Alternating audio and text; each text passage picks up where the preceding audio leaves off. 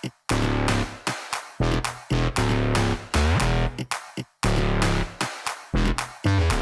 everyone, welcome back to another episode of the Hunger Games, where we're talking movies, shows, or maybe just a little bit about life.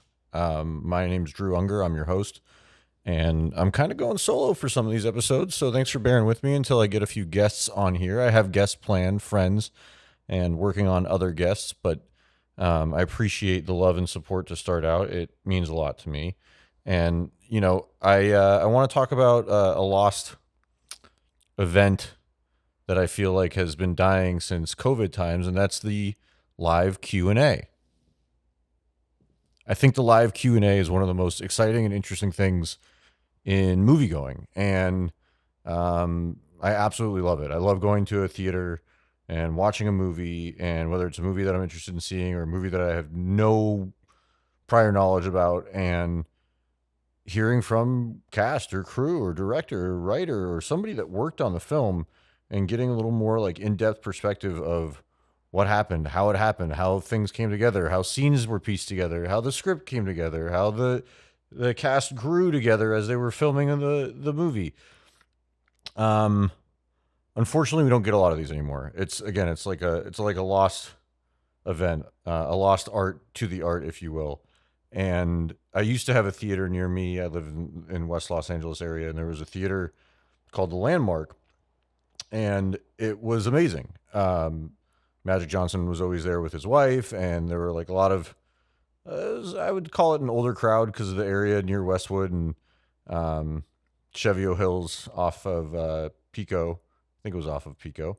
And I would go and I would see these movies, and I would live for the Q&A, and I'd get nervous, and I wouldn't necessarily ask a question when they would go to the audience questions, but now I'm really ready for it now that they don't have them anymore. I'm stoked.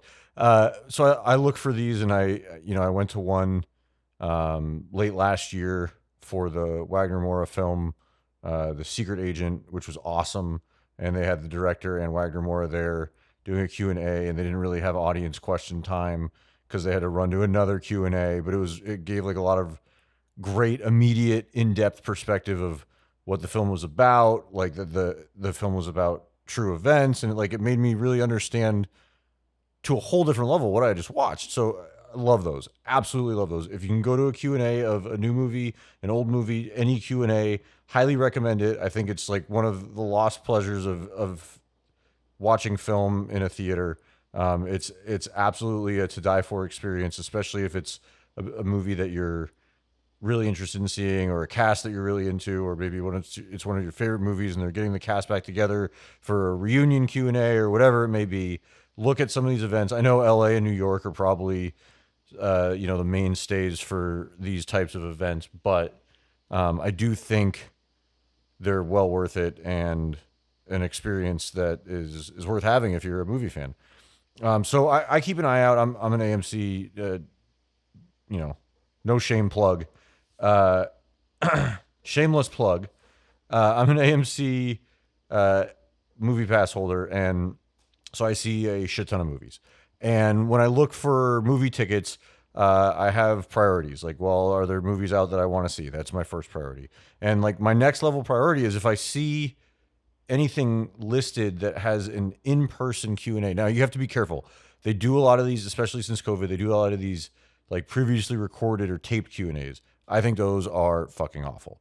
Don't bother with those. The audio mixes on those are awful. They'll blow your ears out. They're shown to so many different audiences. They are not a unique, once in a lifetime, people talking to you live in person experience. I would completely blow those off. Those are not worth your time. But what you're looking for is, and I saw this the other day when I was buying movie tickets, you're looking for a live in-person Q&A. Now, of course, like I was saying, you'd love to go to a Q&A for a movie that, you really want to see, and you'd love to go to a Q&A for a movie that you're looking forward to, or a movie that has, cast that you were really interested in seeing. I didn't get that, but I saw they had a new Bob Odenkirk film came out called Normal. And I don't know about you, but ever since he was in Breaking Bad, I love Bob Odenkirk.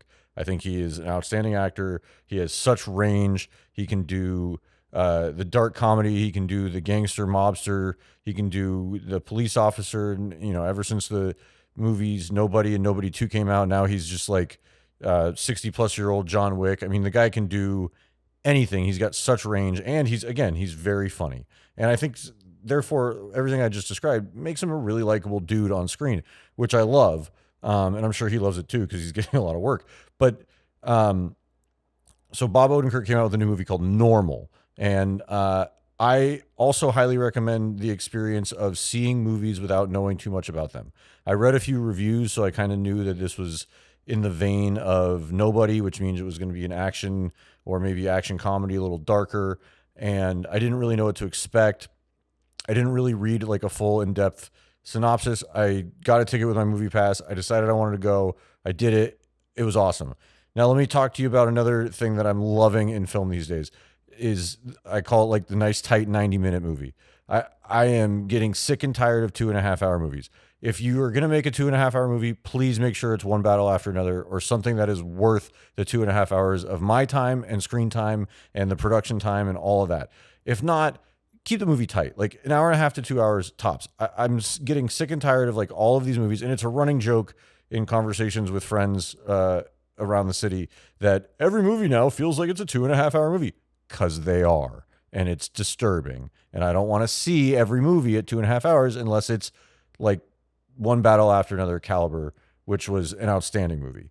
And so the other thing that drew me to Normal was 90 minutes. Love that. Low end commitment, high potential reward. If the movie's a B movie, you know what? It was only 90 minutes. And if it's a B movie with a Q&A afterwards, I'm sold. Put me in. So I'm not going to like reveal a ton about the movie, but I'll talk about the movie a little bit. And then I actually got some audio from the Q&A. Who knows if you're allowed to do that, but I did it and it's going to be fun. So we're going to play some of it. People were recording stuff and putting it on Twitter. So I'm going to record audio and put it on this podcast. It sounds fun, right? So an early episode of the Hunger Games will have exclusive live Bob Odenkirk, 2 or 3 clips throughout this episode. And hopefully you like it, and bear with the audio quality because I was just recording it on my phone in a movie theater, but I've listened to it a few times and it sounds good, and we're going to go with it. So the movie starts out with this great opening scene, and there's like 3 Yakuza crime members. The Yakuza is a term for the Japanese mob, except it's like a totally unique thing. I love it. There was a show called Tokyo Vice that was on HBO or HBO Max or whatever the hell we're calling it now. And it had a 2-season run, and it's fantastic. And I think like anything that gives depth to the traditional gangster mobster character beyond your, traditional Goodfellas, American mafioso sort of vibe, is cool. And I think like the Yakuza stuff is like really over the top. And they do this scene where these guys are told, you either cut your fingers off, one of your fingers off, or else. And 2 guys cut, part of their pinkies off, and this other guy decides to like not do it, and seconds later gets his head chopped off, and it's awesome. And it sets the tone for the movie pretty quickly.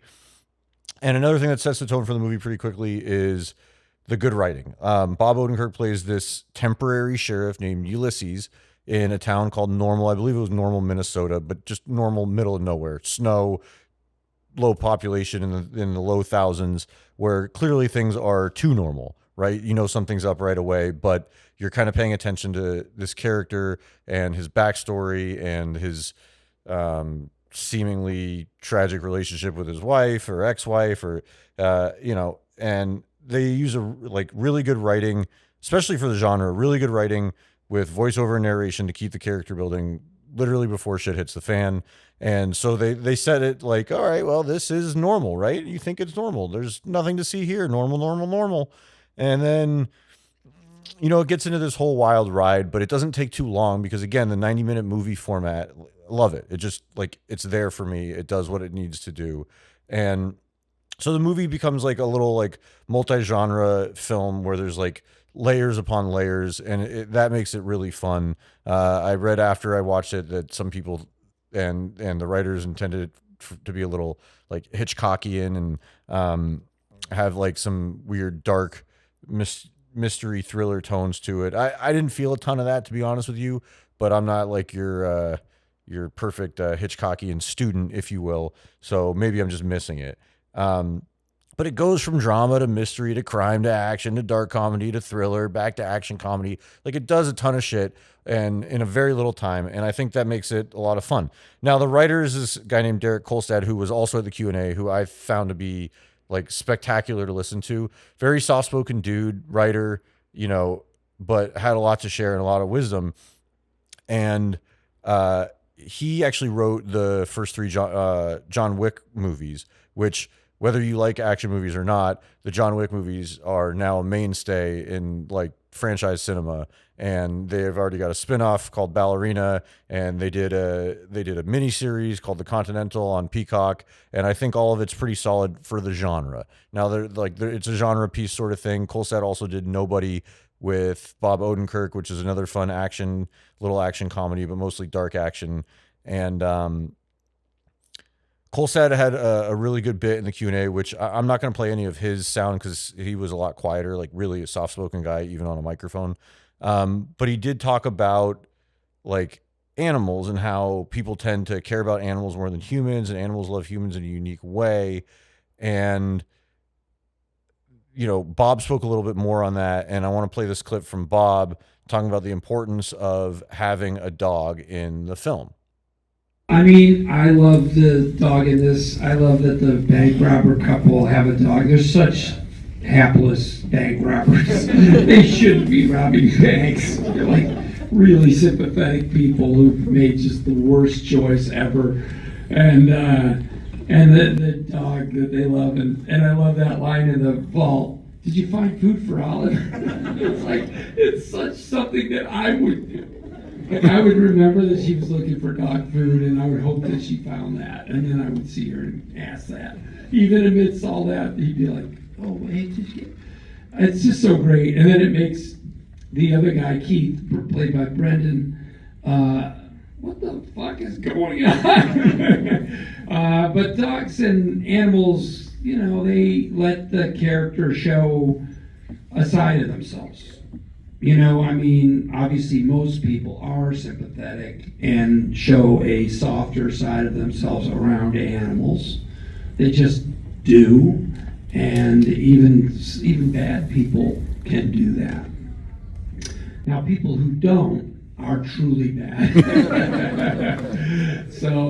But it's just a place to show humanity, and it's a way into a human that's a side way in. That isn't about their interaction with the world or other people. It's just a place where people feel safe to show a softness that I think they don't. We go through life, we get our asses kicked, we build up a shield. And animals are still a place where even people who've got a pretty thick shield can find a way out or around that. And so they work wonderfully that way. And in this case, this animal does that for everybody. It tells the audience that they're really just good people at heart, and they've made a stupid choice, a really dumb choice. So that was Bob Odenkirk talking about some moments of the dog Olive in Normal. And I love how he, and a lot of filmmakers have talked about this, and I've heard this in a lot of different ways, and the writer Derek Kolstad spoke similarly about it, but having a dog in the film brings out the humanity and the characters and the people around it. And I think a lot of people can relate to loving animals, and especially loving dogs. One thing I think I've learned living in Los Angeles as long as I have is that a lot of people I've met throughout my life, especially in the last 5 to 15 years, very openly admit that they might love dogs more than people overall. And I'm okay with that. I'm really okay with that. And I think it's cool when writers don't just, write because they think, these characters should have a dog with them, but they're intentionally doing it because they know it brings out a more, a softer side to the characters, like a more human side, more humanity. And also for the audience, a dog, again, can be a lot more relatable than some of the characters. A lot of things going on in the movie is crazy as normal. the dog kind of grounds a couple moments where, like Bob was talking about with the dog food and other things like that. So it's a fun cast. You'll recognize a couple people. I'm always butchering her name, but I'll try to say it as best I can. Lena Headey, who has been in Game of Thrones along with other movies. She was the villain in the movie Dredd, the Judge Dredd sequel, which is a really fun action movie. And the Fonz is in it, Henry Winkler, and supporting cast Rena Jolly and Brendan Fletcher are both really good. Those two are the couple that Bob was referring to. And it, again, like just talking about the movie, it's really like an action comedy at some points because it's just so over the top. It's quite hysterical. I caught myself, and I do this more often than most of your average moviegoers because I'm into very dark, twisted shit. But I was laughing at a lot of different violent scenes, explosions, other things, kills, whatever, because you could tell that they were written with a tongue-in-cheek sort of tone to them, especially if you're used to like the John Wick, the Nobody films. So that was kind of cool for me. They did a lot with very little. Bob talks about a couple times during the Q&A that this is really an independent film. I believe it was produced by Magnolia Pictures, which is not a large studio or production company at all. So they did a lot with very little, it appeared. I was trying to look up the budget. Some of these budgets are hard to find. I think it was around $20 million budget, but did a lot with very little. They had a lot of great set pieces. There's a long sequence where they're kind of running down a dark, snowy street with a lot of parked cars covered in snow, and they're going in and out of buildings. And I thought like the set design and the way they worked with that and what they had was really cool. And again, it looked like they did a lot with very little in a lot of these scenes. So great set pieces, good tone for the genre, the dark, snowy streets, like a lot of fun. And, made you feel like you're in this weird, supposedly normal town called Normal that wasn't really normal at all. And there's another thing that Bob talked about, and that's how action movies that are rooted in reality have like a different feel to them.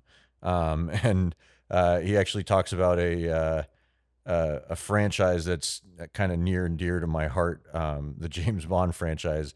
But here's a little more from Bob from the Q&A about action movies that are more rooted in reality or in the real world, as he calls it.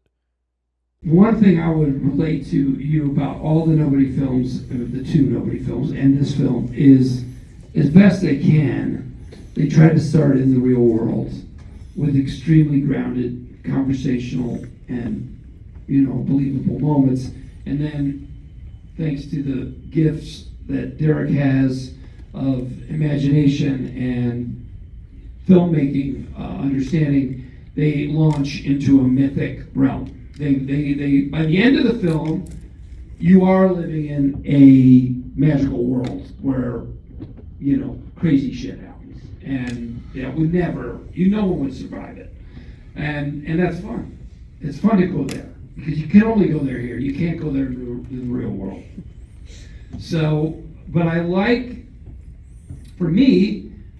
living in the real world for a chunk of time, so that you like these people, you feel for them, you like and understand the emotional complexities that they may have that then get transmuted into superhero behaviors in the last 40 minutes and get acted out and cathartically played out by what you can only do in a movie and in a story. So that's true of all those films. Now, a lot of action movies, I would say, don't really, they hardly touch on the real world. Like, they get so much credit. If some small thing happens to James Bond that feels like the real world, you're like, holy shit, can you believe that? They did one thing that felt like real life and everything else. But also you go to those movies to live in the fantasy world. So I don't know, I'm making these films, and I hope I get to make more that try to do this transformational thing. So Bob had some pretty cool points there that relate directly to Normal and some of the Nobody films, where he's trying to work on films where the characters feel rooted in reality, where they feel relatable to an extent, where they feel like this could be real, um, and kind of juxtaposes like James Bond, for example, like because that, like, as much as we want to think James Bond could be real and he's a real spy, like obviously the vibe and the tone of like James Bond is like he's a superhero in a tuxedo or a suit, and um, those movies don't really feel real at all. I mean, he's like got gadgets and planes and cars and boats, and like his watch turns into a laser. Like that's not what these movies, Normal and Nobody, and the movies Bob's been working on lately are about. It's about a character that feels like a very real person, a real human being, and bad shit seems to happen to them, and then they're forced with a decision of how does this bad shit kind of, I don't know, relate to me. And that was another thing I found really interesting during the Q&A, and I did not expect Bob to talk about this in this direction, but he also talks about how he relates to this character, Ulysses, the temporary sheriff, in the movie Normal more than any other character that he's played. Oh, I relate more to this guy than any character I've played. Why? So what did he give you and why? Well, I'm going to say some bullshit, profound things now. Go, man. I'm 63. He's probably 63. You go through life, you get bounced around, punched in the head a couple hundred times. And you end up either impacted so that you absolutely know what you believe and you know it's true and you're angry at the world for not agreeing with you. And it's like a weird hard rock that can never be broken or changed. Or you end up like Ulysses, where you're like, I don't know anything anymore. Everything I thought I knew has been proven wrong at one point or another. Every way in which I was confident about myself has been proven right and then proven wrong. So I don't know what's right. I don't know if I trust my own judgment. And both choices are, extreme. The truth is somewhere in the middle, as usual. And in this case, Ulysses is this guy who's just off balance, and then he gets stuck in a corner, and it's not his choice. You got to make a choice now. You don't get to sit there and go, I'll just recede, I'll just back up, I'll just hide in the corner, I'll just watch you all fight it out. He's got no choice. He's got to pick up the gun and try to get the fuck out of that bank with the whole town outside.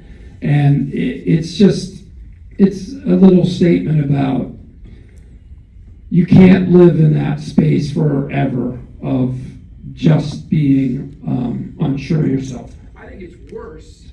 I think it's a worse thing to think you know everything and be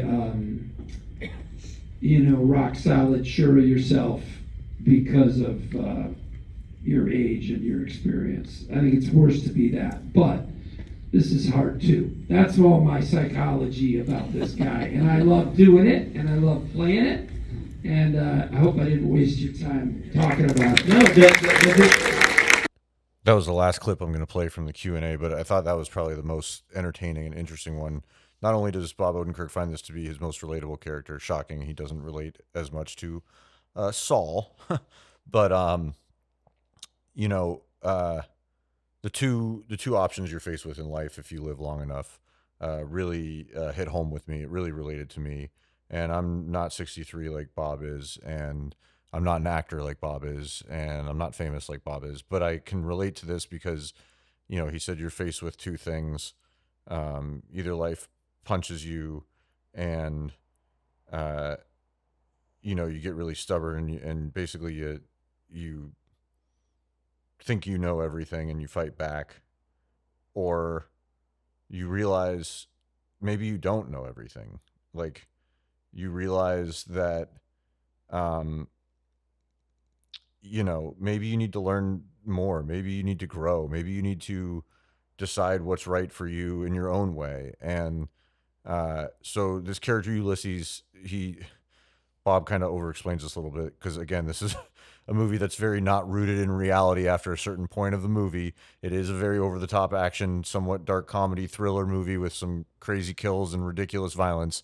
Very R-rated movie. The three women to the left of me were screaming, covering their eyes, and like some of them covering their ears during the movie. It is pretty violent at times, but uh, it is pretty profound at the same time what he's talking about when it comes to life. Not necessarily the character Ulysses, which he feels like he relates to the most, but when it comes to life, you either get beat up enough to the point where you think you know it all, or you get beat up enough to the point where you humble yourself and you realize, well, maybe I don't know everything. Like maybe I should try new things. Maybe I should uh, take a different route. Take the other fork in the road. Take the path less traveled. Maybe I need to figure out how to not be so hot headed and to learn and grow. And so that's one thing I thought was awesome, even more in the Q&A than the movie. Like I was telling you at the beginning of this episode, these Q&As add depth to movies and characters and people and humans. And it's just so interesting to me to hear a guy like Bob Odenkirk, who we all see as Saul from Breaking Bad and Better Call Saul, who we all now see as this resurgent action star and Nobody 2 and now Normal. And he's just at this whole different level of his life. He did talk in the Q&A, which I didn't play this part of the clip, but how he like really started and built his whole career on like sketch comedy. And most people that know him today as an actor probably wouldn't really believe that. But if you go look at his body of work, like he's a writer at heart, and he's been working on comedy for a lot of his career, and he's now this profound drama action star, and it's kind of cool where he's gone and what he's doing, and the movie had a pretty good ending. It was a good wrap up for Ulysses. Ulysses meets a character named Alex, who is the child of the previous sheriff in Normal. And I won't really reveal too much about the movie because I kind of want people to see it and develop their own thoughts for it. And look, I have talked already on the previous episode, and I will talk on more episodes, how to see some of these shows or movies, if I think they're worth seeing, if I don't think they're worth seeing. Look, a movie ticket's really expensive these days. Like a movie ticket in Los Angeles is about $23 to $30, depending on the type of movie you see. The Dolby, the IMAX, the 3D, whatever. I'm a movie junkie, so I'll see them. I pay for the AMC pass for now. And like, so, the price doesn't really bother me. If I had to give you a full recommendation on like, do you spend your money and time to go see this movie? I think it's a very genre specific film. I said I like to go into these movies with a clear mind and not really knowing what they're about, because I find that to be more of a fun roller coaster for me, more of a experience than knowing what I'm getting into. But I kind of have a really open mind when it comes to movies. I've seen probably over 600 or even over 700 movies in my life, I would imagine. So I'm okay with blowing 90 minutes on a movie that I don't end up liking. I'm okay with that. Is Normal a movie that's going to be for everybody? Absolutely not. Was it for the three women to the left of me? I don't think so. I'm not really sure if they liked it. But was the entire theater sold out because I think the Q&A experience really sells these movies? Yes. And it made me a little happy for theater business, not entirely, because I know a lot of these people probably had an AMC pass as well, or just went for the Q&A and not for the movie. But it gives me hope that there are things that we could be doing more in the movie industry, such as more Q&As, more interactive experiences, more cast crew members talking about things they worked on with the film, how the writing went, all that good shit. Like, I think the movie was worth seeing if you're into the genre, if you're into Bob Odenkirk. Yes, I would go see this movie in theaters. The reason I suggest movies in theaters is I'm like a nerd. I'm a techie. I think audio quality and visual like really enhances most movies. I don't think it enhances all movies. I think it enhances most movies. So when there's action, when there's visual effects, when there's loud things, when there's explosions, when there's like cool shit happening and shit blowing up everywhere, like go see it in a theater.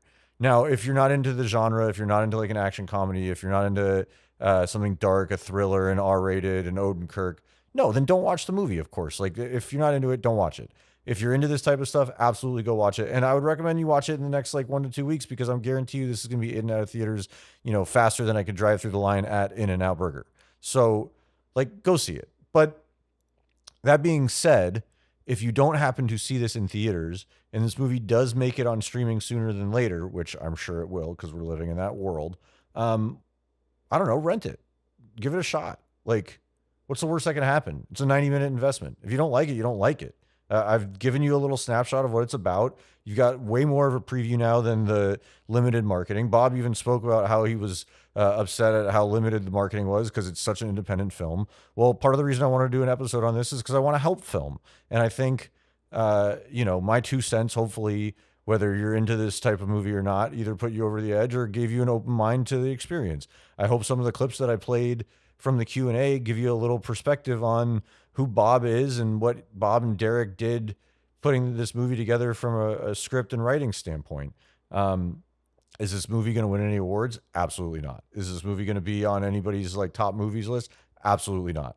Was this movie an A movie for me? Absolutely not. So I'm not trying to sell you on like, this is the best movie you'll see this month, this year. No, it's not that. Is it a B movie? Sure, it's a B movie. Is it a B minus? Yeah, I might give it a B minus because I'm really critical about movies. But you're not hearing me say that it's not worth watching. For the genre, I think it's worth watching. It was a lot of fun. And I texted a buddy after I saw the movie, and I said, Normal was fun. And he said, I agree. It was fun. And so if you're looking to see a fun movie, an R-rated action with Bob Odenkirk, Normal. It's currently in theaters. I'm doing this. It's now April 20th. So this will post pretty soon. But I don't know how long it'll be in theaters, and it's probably not in too many theaters outside of LA and New York, and that's unfortunate. And the sooner it comes on streaming and you can support the movie from, your couch, try it. Like, doesn't everybody love Bob Odenkirk? He's fucking Saul. I mean, it's amazing. He's great. Everything he does is great. He's such a charismatic dude. So that kind of wraps things up for this episode of The Unger Games. Again, if you want to email the show, it's the Unger Games Pod, UNGER, Unger, the Unger Games Pod at gmail.com. Please hit me with any feedback, positive, negative, questions, things you might want to know, things that I talked about that I didn't touch on enough, things you want to hear in upcoming episodes. If the audio quality sucks, tell me. If my shows aren't entertaining enough, tell me. I want to hear all of it. I will factor all of it in. If you have questions, I will take, filtered, obviously. I will take questions from listeners on future episodes. I want to make this as interactive as possible. If you have suggestions of shows or movies that you want me to discuss or review or dive into or give my 2 cents on, please let me know. I'm always happy to grow my list of potential episodes to discuss. Again, we're going to get more friends in as guests on the show, and I'm kind of building this out as I go. My friend, I sent a buddy a picture of my setup on my couch with my microphone the other day, and he said, well, that looks really good, man. Now you need to get a backdrop. And I said, you know what? I think I'm going to Wayne's World this shit. And he goes, that's amazing. Well, for now, I think that's the plan, is if I can get 2 or 3 microphones and do it from my couch, and if people want to come have some iced tea or LaCroix or some beers or tequila or whatever, and we just shoot the shit about movies, that's the plan here. I think, again, movies are universal. It's a language we all speak, at least those of us that are into movies and shows. And we talked a little bit about life today, too. People love dogs. Relatable characters are big. Real world characters are big. And transformation is possible even in movies. So thank you again for listening to this episode of The Unger Games. And we'll be back at you with more episodes very soon.